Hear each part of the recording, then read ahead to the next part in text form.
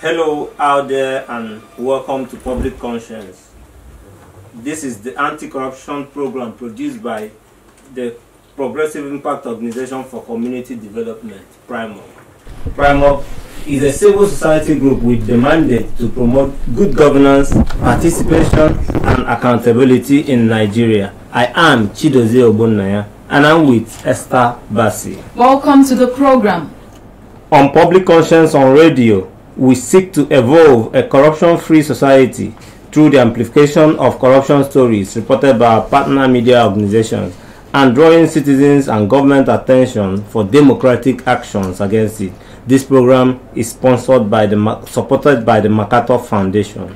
Today, we will be looking at the decision by the Independent Corrupt Practices and Other Related Offences Commission, Icpc, to introduce teaching of integrity into Nigerian schools curriculum. This development is coming as part of the application of national ethics and integrity policy, which is geared towards changing mindsets of citizens and preventing them from engaging in corruption. You will hear from Icpc, the agency saddled with the responsibility of driving the policy on how they plan to inculcate integrity into Nigeria's educational curriculum. So brace up, because you will hear from the horse's mouth, and please be ready to join us through phone and text messages. The WhatsApp phone line to send your message is 09022656167. That is 09022656167. This is for messages only. Please begin to send your messages as soon as possible to 09022656167. We are all aware that corruption is an evil wind that blows no society any good. As a Nigerian, as a parent, or a guardian, do you know that poor moral values in our society is rubbing off on these young ones? And when I say these young ones, I mean students in primary, secondary, and even university. How disturbed are you, and what must we do to avoid this societal danger? Last year, the federal government approved National Ethics and Integrity Policy in order to improve good and ethical conduct of the Nigerian citizenry. Icpc recently commenced a nationwide implementation of the policy and revealed to PRIMOC of its plan to take teaching of integrity to schools in Nigeria. About 6 months ago, it will be recalled that a chief medical officer at Asokoro District Hospital, Abuja, Dr. George Ajayi, who appeared in one of our programs, called for the teaching of integrity, good attitude, and respect to be made compulsory in schools in Nigeria. Not forgetting that 2 renowned clerics in Nigeria, Reverend Father George Ewusani and Imam Fuad Adeyemi, both blamed the high level of corruption in Nigeria on falling moral values in the society during one of our radio town hall meetings. Even educationists on some of our previous programs had decried growing corruption in our schools. And for better explanation and understanding of how the Icpc intend to achieve the teaching of integrity in Nigerian schools, we have in the studio the Icpc spokesperson Azoka Ogogo with us. Welcome to the program, ma. Thank you. It's a pleasure to be here. All right. And also we have in the studio with us the Executive Director, Center for Education and Empowerment and Orientation, David Crown Oyebisi. Thank you very much. Welcome to the program. Thank you very much. And let's get straight to the issue. And Madam Azoka, you've been here before talking about this, but I believe there are some people who don't know what we mean when we talk about national ethics and integrity. For the benefit of Nigerians out there who don't know this, briefly tell us what national ethics and integrity policy is all about and why Icpc want to teach integrity in our schools. Thank you very much. Okay, the National Ethics and Integrity Policy, just like you explained, was started, the development of it started in 2014. We have been working on it since 2014. And last year, 2020, we picked it up again because we had some problems along the line. And we picked it up again, developed it, fully developed it, passed it to the Federal Executive Council for approval, and it was approved. It was approved, and then subsequently launched by the President in September 2020. Now, if there is a bit of a mix-up here, because it's like you are saying that we want to teach values as a result of the policy. The fact of the matter is that the National Ethics and Integrity Policy is actually building on the National Values Curriculum, which we had earlier developed.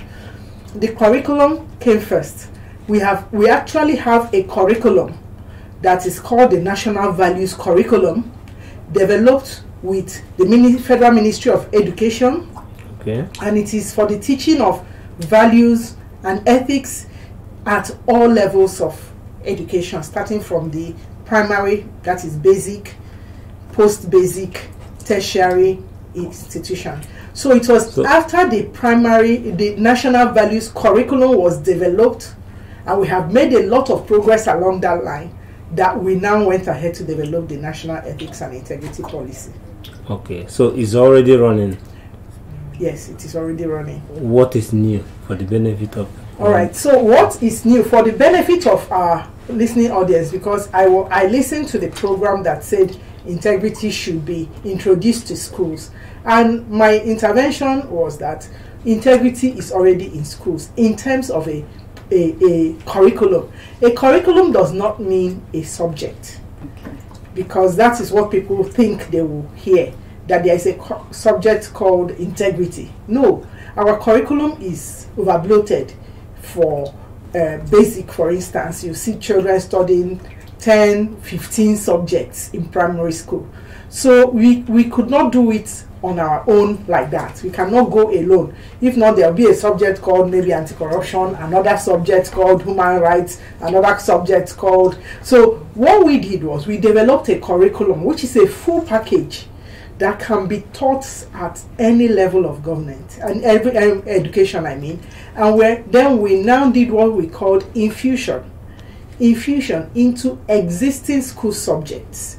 These existing school subjects are called carrier subjects for the values that we introduced. Actually, we identified 12 core values. These 12 core values were developed in the way curriculum is developed into objectives, teaching methodology, and all that. Then you can't teach them as a subject. So you include it into like a value of, there's the value of honesty, discipline, justice, right attitude to work, citizens' rights and duties, national consciousness, contentment, courage, regard and concern for the interests of others. Then we have family values, religious values, and traditional values. So all these values are broken down into other values, that sub-values under them. And then in teaching like a subject like English, honesty will be a topic. Okay. So as students are reading comprehension, you know, that's the first thing, comprehension. You can have a comprehension based on a story on honesty. Okay. And then you answer the questions based on that. Of course, you are trying to learn English language, but the story that is the example is a story of honesty. Composition, write a story about honesty is the best policy. You write that. I'm just giving examples with only honesty. You know, then like you're doing business studies, you're doing business ethics. How do you conduct business in a transparent way, in an ethical way? They are taught that also. They are doing social studies and all that. So these are the subjects that are carrier subjects for the National Values Curriculum. Let me stop here for now. I don't know whether you have a No, I should continue. No, it's okay. It's okay. The point made. That means you are going to spread this across so many existing subjects. Exactly. That's what I get from you, and that is fantastic, because you are also adding flavor to it. Like you didn't make it a straight jacket course, like integrity as a whole course. Actually, at a point in the development of because we started this in 2003. At a point in 2006, there was a lot of changes in the educational system. The first change was that we now started having basic, post-basic, and basic education became primary 1 to 6 plus JSS 1 to 3. Post-basic became higher education, higher secondary school, SS1 to SS3, and then tertiary institution. At that same time, there was also a call for the introduction of civic education. The national values curriculum, if you look at the civic education curriculum as a subject, is the core content of civic education. You can get textbooks and you see all these values I've just listed are topics in civic education. I was going to come to that to ask you where it's going to come from, because I know we have civic education in school. But let's talk about how you want to achieve your aim in schools, which you've already started. You are doing it in primary schools, I guess. We're doing it in all levels of education. We started with the primary. It was approved in 2004, and we went ahead to introduce it. It's been taught. Unless you are actually teaching in this primary school, you might not even notice it, because, like I said, it's part of this subject. So when a subject, the Nigerian Education and Research Development Council, they expand the curriculum from time to time. So when there are revisions to the curriculum, these things are added. So teachers teach it. So you're trying to tell us that it's already in progress? Since 2007-2008 academic session, in basic and post-basic. And then we went ahead to introduce it into the courses for colleges of education. We went to colleges of education first, because that is where teachers are trained. So we wanted teacher training to encompass aspects of this curriculum that already exists. That's very fantastic. But we'll get David Crown to tell us what he thinks about this good development. You've been into, David Crown, welcome to the program once again. You've been into academics for over 2 decades, and is glad that you are here as we discuss.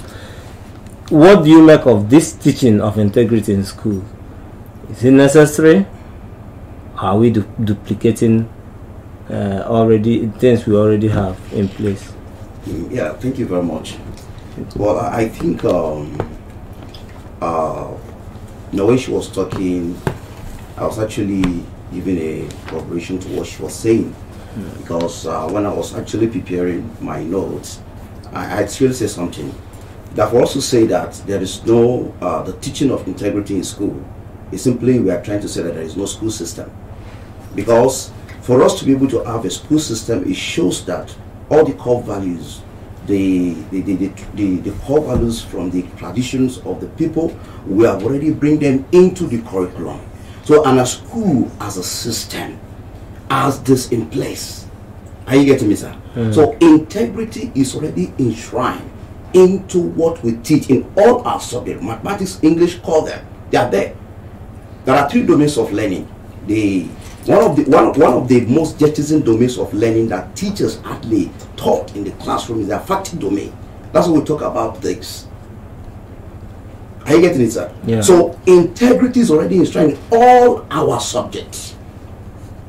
I think that's what I want to say. I think Madam Azoka, you've said beautiful words on how it's been infused and the process you went through to infuse this into the school's curriculum. So we're asking, do you think, or what are the results and the impact since this beautiful infusion of ethics and integrity into the curriculum, since the process has kicked off? Have you gotten results, the impact, are they seen? Okay, thank you very much. You know that when you are training children, you can't measure their behavioral change immediately, just the way you will say, oh, you trained an adult and an adult has changed.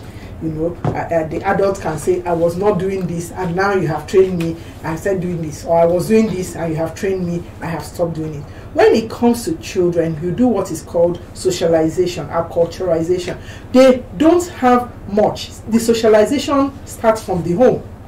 So a child that is taught to steal, to lie, to cheat, to get ahead, no matter what you teach in school, the child will have a conflict. But a child basically at school, at that level, that's why we started from primary level. At that level, the child, we find that most children will believe their teacher. You find children telling you, my teacher said, my auntie said, and so what their auntie said even supersedes what their parents say. Yeah. So we are trying to make it a habit that, a culture that the children will start getting to hear this thing. And so to make sure that there is a change, we are not stopping at the level of teaching the children. Like he said, even before we introduced the curriculum, there was already integrity. I remember in my own days, there was moral education and all things like that. But now we are taking it further by doing what we call teacher education. We started by developing teacher's guide for teaching the curriculum. And then when you develop a teacher's guide, which teaches the teacher that although you are an English teacher, you should know that in what you are teaching, inside this English, there are values, and this is the way you teach the values so that the children will pick the values. But we find that if we just leave the values there, the teachers might not know it's there. They'll just teach it as if they're teaching English. So how do you test this? So we are teaching the teachers. Our test is not of the students, because it's difficult. You can't say what has changed. A student that is generally nice and growing and all that, there's a lot going on in a student's life. In fact, by the time they get to teenage age, by the time they get to 13, 14, 15, they go through a whole lot of physiological changes, which might even affect their behavior. So at that level, you are not testing them for behavioral change because you taught a curriculum. A lot is going on in their lives. But the teachers, the target now becomes the teachers. The teachers, do they understand what they are teaching? Do they understand that there are role models that these students are looking up to? So we are right now concentrating a lot of effort at teacher education. Teaching the teachers, we have taken it around some states. Then we're going around from state to state to ensure that the states have a buy-in, because the curriculum was developed at the federal level, but it has been cascaded. The curriculum for all schools is the same in Nigeria. So the states are teaching it, but they don't know what they're teaching. So we're going from state to state, state government, state universal basic education boards. We're going around talking to them and telling them, in case you don't know, this is what is in the curriculum. Icpc is in what you are teaching. And so we're also getting opportunities at the state levels. We've gone to Kano State, Akwa Ibom State, Lagos, Rivers, and even the FCT here. But you have plans of making sure that you go round the whole 36 states. Yes, we have. There are some budgetary challenges. We are not moving as fast as we want to move, but we have plans. We also have plans of assessing, like you were asking, assessing impact. We do, and we have done school visits to see that the curriculum is actually being taught the way it's supposed to be taught. So we have done some school visits, and we intend to do more school visits. Let me bring your attention to something. The incidence of corruption in form of exam malpractice and sex for math we are still pervasive in our schools. How do we hope to see this effort can impact on changing these vices? Thank you very much. Now, the incident of exam malpractice and sex for marks, it's another level of Icpc intervention in schools, which is not necessarily based on the curriculum. It's at the level of even the teacher education we mentioned, at our own level of other activities. We have clubs in schools. Well, it's not only Icpc. In some schools, they by themselves evolve maybe a form of anti-corruption club or integrity club by other anti-corruption agencies and all that. So these are the things that the clubs look out for. We had a club in Suleja that mounted a very big signboard. This is a corruption-free school, and no exam malpractice takes place there. The members of the clubs who were trained by Icpc, because they come to visits. They come on visits to ICPC excursions, and we go there too. So they were taught that one of your duties as members of the club is to monitor exams and all that, and then to enlighten other students. So you find them, every prefect wants to be in the anti-corruption club because they know that this is what they will do. And you know, and then we also, like I said, engage with exam bodies, WAEC, NECO, JAM, NAPTEP, especially. These are the bodies that administer exams. So we work with them to see that exam malpractice is reduced. And we find that exam malpractice is not just a matter for students. It's not just a student thing. There is a lot of adults, you know, school administration issues and all that. I'm going to come there because there's, you know, it cannot happen with the students alone. Yeah. But at this point, I think Mr. David Crown should tell us. Okay, what is responsible for the fast eroding values and integrity in our schools, and what danger does this present to Nigeria as a nation? Yeah, I think one of the things responsible for this is just the porn narration. You know, porn narrations. Yes, porn narrations for teachers. Teachers' salary, their salary is too mega. That is one. Two, it still boils down to what is happening at the basic education level. When a teacher, the so-called teachers, has actually got the wrong value systems, you know, he or she got his or her result through malpractices. So it's a trend. So once you get to your result through malpractices, you expect the same. You still want to pass it across, because we're talking about role modeling now. When we're talking about role modeling, we need to define role modeling. Is it positive? Is it negative? Is it, when you are modeling, are you modeling in agreement with the values and ethics of the society, or against the values and ethics of the society? So when you look at our school system currently, there is a collapse of morals. And one of the key things I must tell you is because of what? Salary. Salary, whether at private school level or at public school level. To some extent, I've worked with private schools, and I've also worked with public schools. Even in Abuja here, when you go to school, currently as I'm speaking to you, go to school, just study the teachers. They are not happy doing the job. So what are the dangers of these things to Nigeria? The danger is that it's collapsing the system. We can see it's obvious. The system is collapsed. Whatever we are seeing now is the effects of jettison teachers, because they are the ones that build the nations. So before we can revive this nation, we must revive teaching. We must revive teachers. So orientations for teachers. Yes. So what she's talking about now, I think, is a very good one. At our level as an NGO, we are doing our best, but we have challenge with funds. For example, Center for Educational Empowerment and Orientation launched a project in 2017 on, we call it EIV82, is a research work, EIV82, the resultant effect of examination malpractice on the intellectual prowess of learners and national development. And we launched that project with Faculties of Education, National State University, it's online, in 2017. We launched in a Gidawaya, in Kaduna South, Kaduna College of Education. And currently we have about 5 institutions where we are presenting this project. It's becoming an orientation program for teachers. Notice what I say, teachers are very key. If we must change the system, then we must change the teachers. We must work on the teachers. We must change the system. We must change and work on the teachers. We must work on the system. And what it is talking about also on the issue of teachers' curriculum, character teaching is very key. Ask any proprietor who recruits a teacher, they will tell you teachers are the worst when it comes to character display. Why do you say so? Yeah. I was about to explain you that. And just take this as you go to private schools, ask proprietors, they will tell you.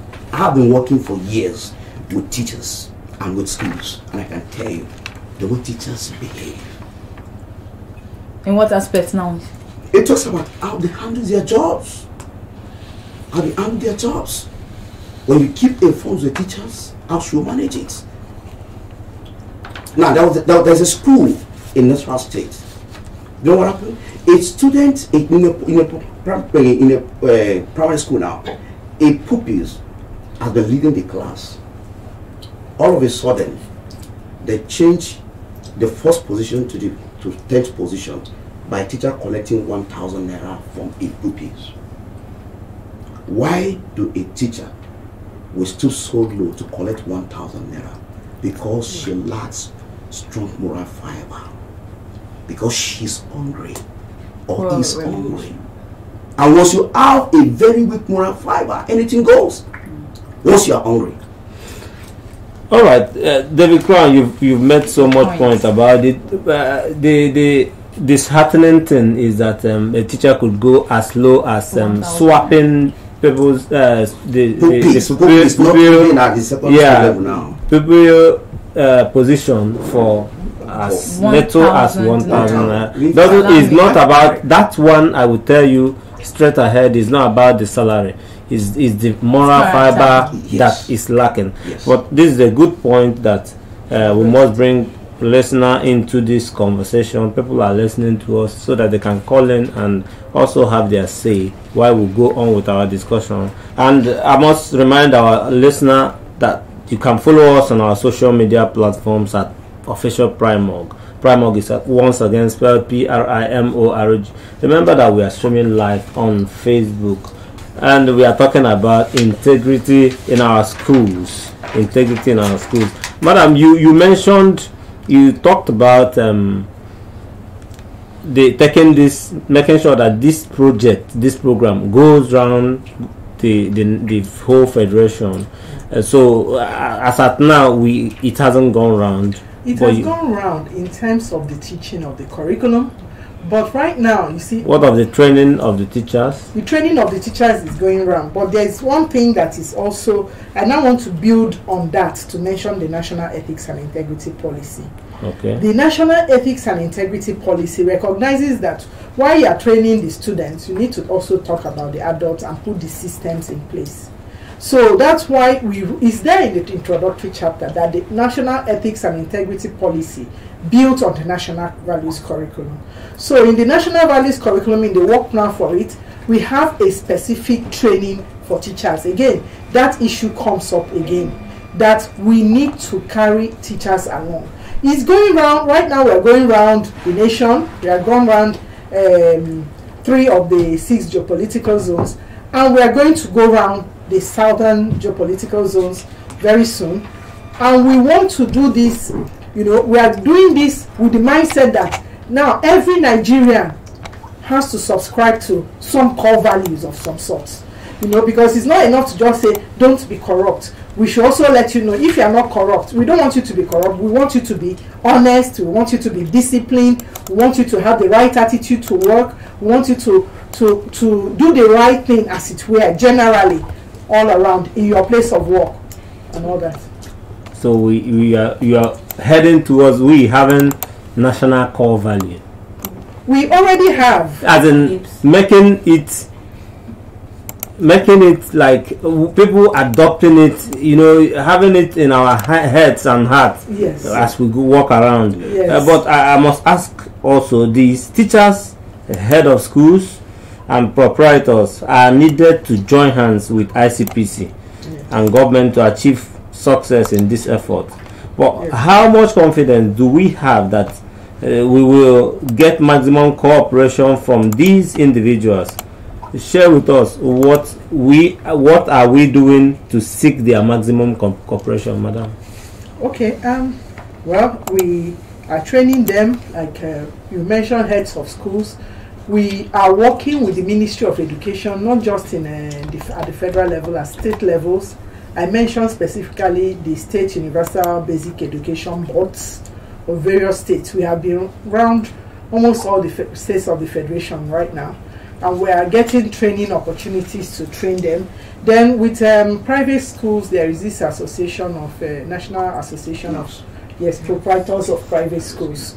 We have started a collaboration with them.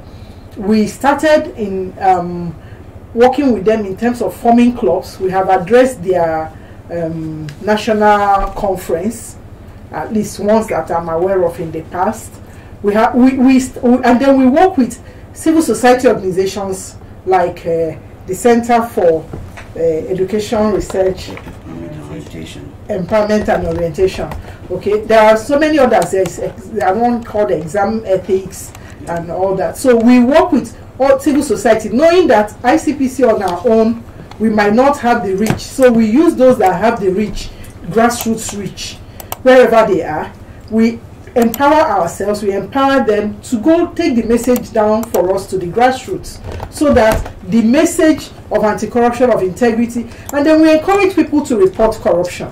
You know, sometimes you need to make a few examples, just get a case, and then we make an example of that person, and others will take that dressing, like we say, you know. So if we can get some reports of corruption during exam periods, we usually have a lot of reports about corruption. We encourage people, write us. I think I should mention our email address here, info@icpc.gov.ng, and our toll-free numbers 0800 is a 12-digit number, 0800 call ICPC, which translates to 0800 2255 4272.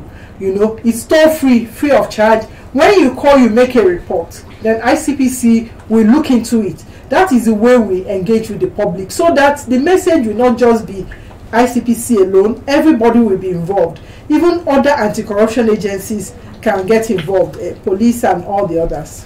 Also, David, following up on what she said, you heard her very well. How much confidence do we have that we will get maximum cooperation? You know teachers for a long time now. Yeah, I think with the National Associations of Proprietors of Private Schools, with good leaders in the associations, I want to believe that they are going to get cooperation from the private school, because most of the schools have their motto, like education for honesty, education for this and for that. How many of these schools are really working in line with the mottos of the school? Now, that's something I believe personally, that if you're talking about an organization, it's okay, your organization is delivering this, these are your core values. Are you working in line with your core values? Are you working with the motto, the visions, the visions of the school? Are you working with it? From what you see, do we have many of the schools you know today? Yeah. Are they not working with their in line with their core values? Many of the schools we see today, they are not working in line with their core values, especially when it comes to the area of integrity. If we have 100 schools today, as far as Nigeria is concerned, are you getting me, sir? 100 schools, call it private or public school, you can hardly find 10 of them who are not involved in malpractices. Hardly. And hardly. Yes. So are you working with in line with the goals, with the vision of the school, the goal of education, which is to develop the minds, the moral of the child. So I still come back to the issue of role modeling. It is not what we teach that really matters in the school, what the teacher does. What the teacher does in the school, what you display in the school. What the teacher does. Yes. But do we need to set up anti-corruption clubs, groups, and associations with pupils and students as well as teachers to boost the efforts at the level of teaching these integrity principles? We need those clubs in place where we teach all these core values. We need them in place in schools. Very important. You are itching to say something. Yeah, I want to say that we already have.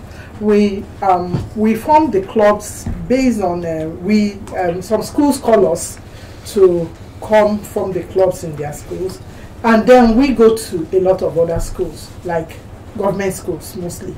We go to government schools mostly to form in secondary schools.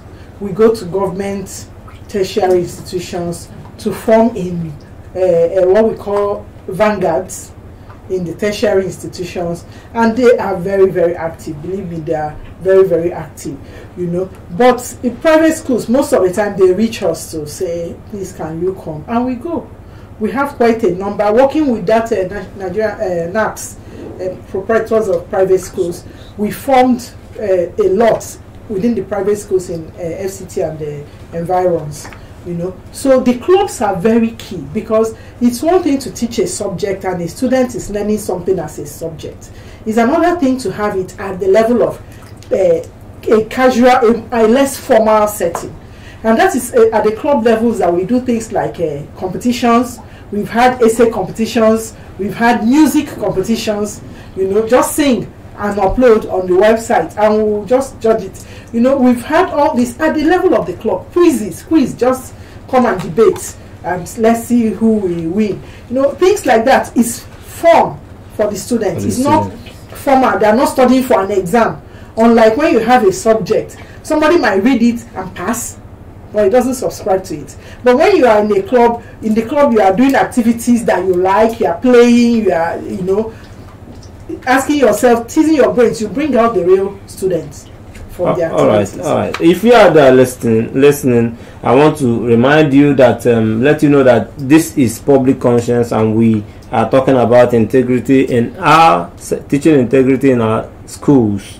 And you might just be wondering what we are talking about, but if you listen, you will hear us, and this is needed everywhere. Let me say something that Oprah Winfrey, a quote from Oprah Winfrey. She said, and I quote, "Real integrity is doing the right thing, knowing that nobody knows whether you did it or not." And that means you as an individual, you run a home, you have children, you must know that you have a very big role, important role to play in nurturing that child by being a person of integrity. So we are asking you this morning, do you share in government's plan to address the decline of integrity values in Nigeria? Do you think we have gotten to a point where we need to make integrity a compulsory subject in our schools? David Crown, there's an issue she raised. Okay, you raised about a woman who took 1,000 naira to swap somebody's teacher. Yeah. Now, looking at the teachers that are involved in teaching this integrity in school, do you think we have enough trained teachers in schools?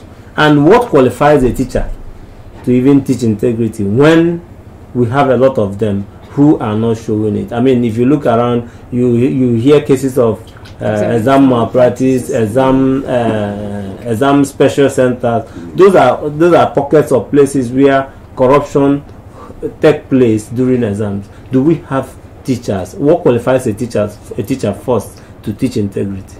Yes, actually what qualifies a teacher to teach integrity is that the teacher has been well trained and understood his or her identity. Who is a teacher?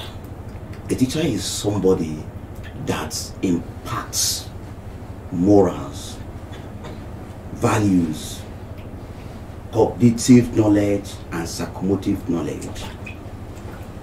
Now, when you understand who you are as a teacher and you walk in that direction, knowing that whatever you do or undo, you are what? You are either building or pulling down the nation. A teacher is a nation builder.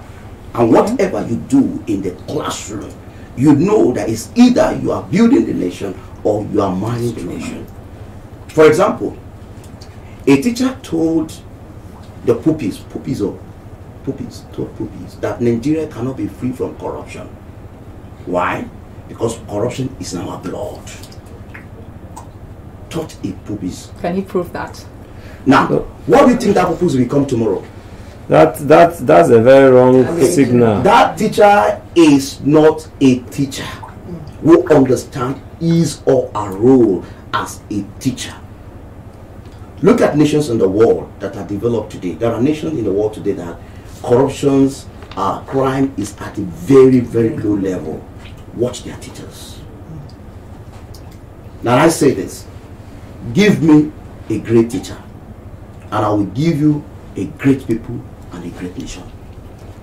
A great teacher will never involve in anything that affects his or her professional code of conduct. We have what we call professional code of conduct. Many teachers are not observing it simply because of what? Most of these teachers got their certificate through malpractices. Go to centers where they are training teachers, colleges of education, all these distance learning centers.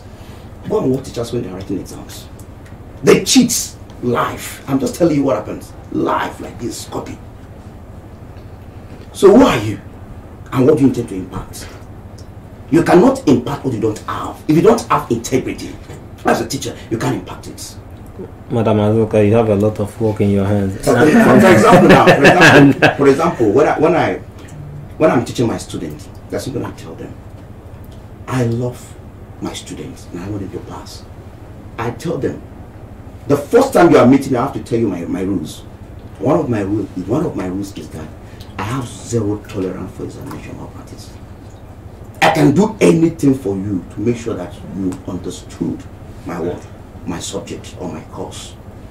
All right, we must run fast now to Madam Azuka to make some interventions on this. What do you tell heads of schools, teachers, and proprietors on their roles in ensuring success of this effort, this project? And do we have incentive for them to embrace this scheme? Yes, we encourage them by teaching them. Like I mentioned before, and he's emphasizing, teacher education is key.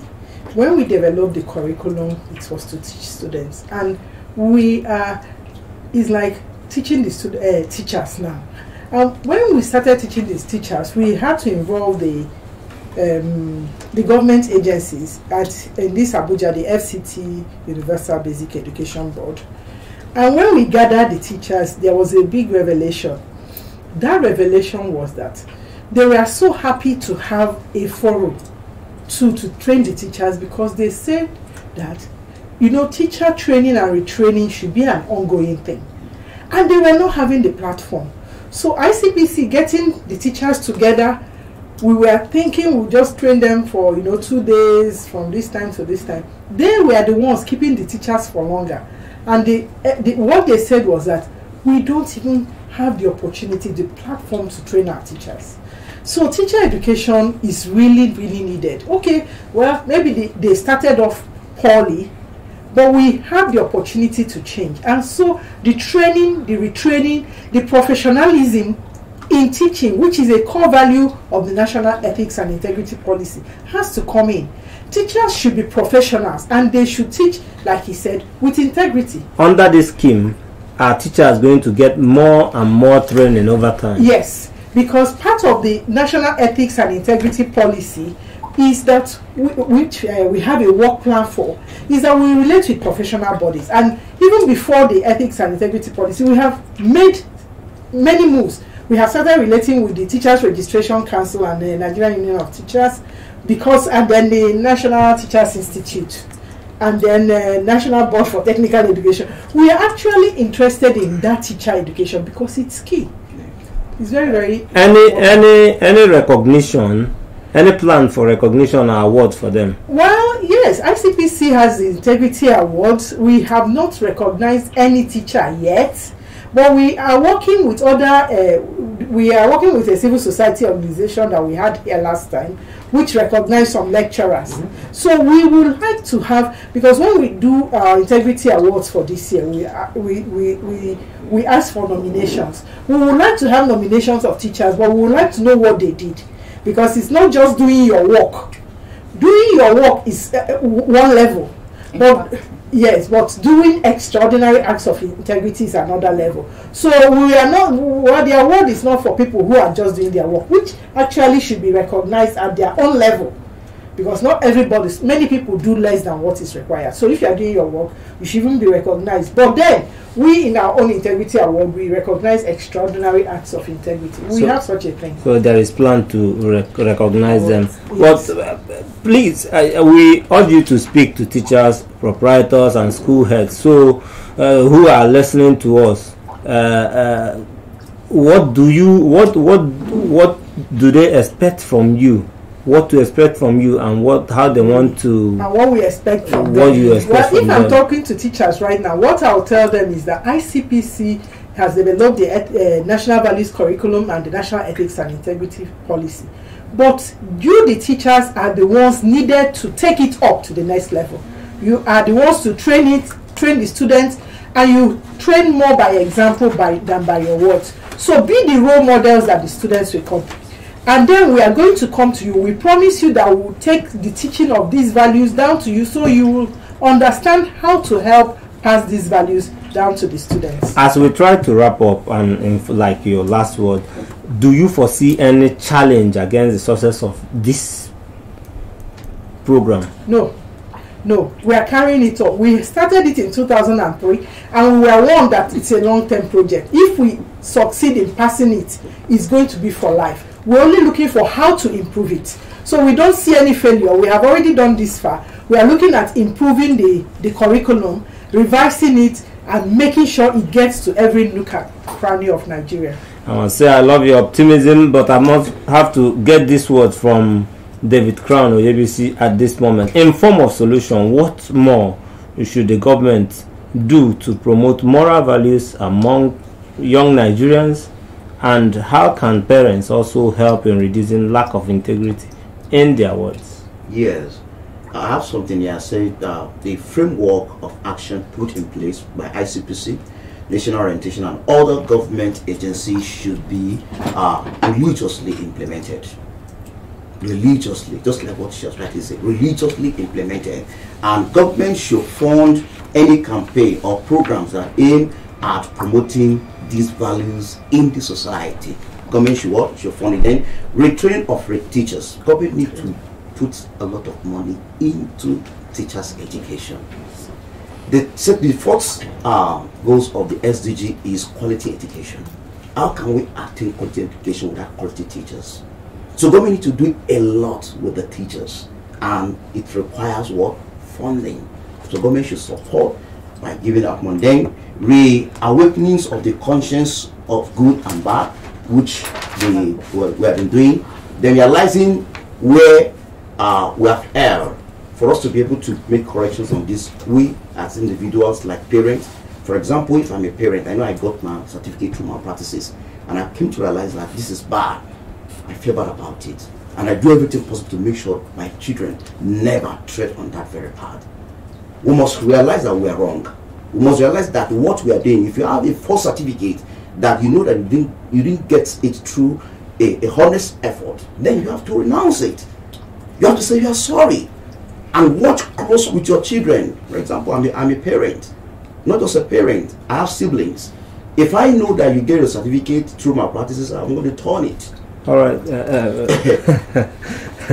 Thank you very much. That's a submission from David Crown, and our time is fast spent, but it has been a robust discussion. Esther, we must go. Please visit the news page of our website, that is news.primorg.org, news.primorg.org, for all the details of our reports and interviews. Visit our website www.primorg.org to get all the information about Primorg. And you can watch our videos on Primorg TV, our YouTube channel. Primorg TV is our YouTube channel. Please subscribe to get reminders when we have a new post. We appreciate our guests, ICPC spokesperson Azoka Ogogoa. Thank you very much for coming.